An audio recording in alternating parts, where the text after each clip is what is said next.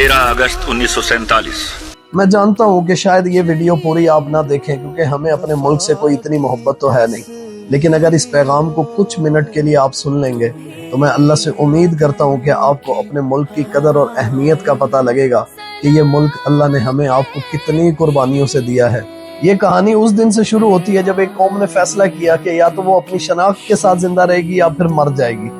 1857 की जंग आज़ादी के बाद मुसलमानों पर जुल्म के साए गहरे हो गए, लेकिन एक आवाज़ गूंजी सर सैयद अहमद खान की, जिसने मुसलमानों को तालीम और शऊर की तरफ बुलाया।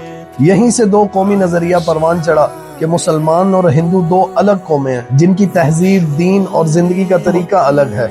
1906 में मुस्लिम लीग का क़याम हुआ और 1930 में इल्लामा इकबाल ने ख्वाब देखा, एक इस्लामी रियासत का ख्वाब।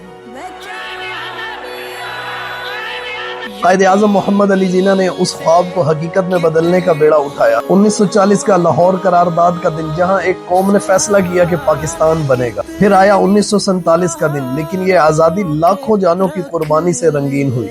लाखों मुसलमान अपने घरों को, जमीनों को छोड़कर निकले। कुछ मंजिल तक पहुंच गए, कुछ मंजिल से पहले शहीद हो गए, लेकिन ये हिजरत तारीख की सबसे बड़ी कुर्बानियों में से एक कुर्बानी है।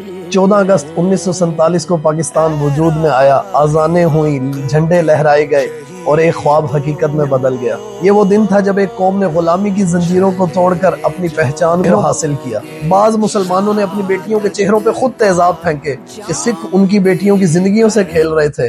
पाकिस्तान किसी कागज पर लकीर खींचने से नहीं बना, ये ईमान, कुर्बानी और आज़म से बना है।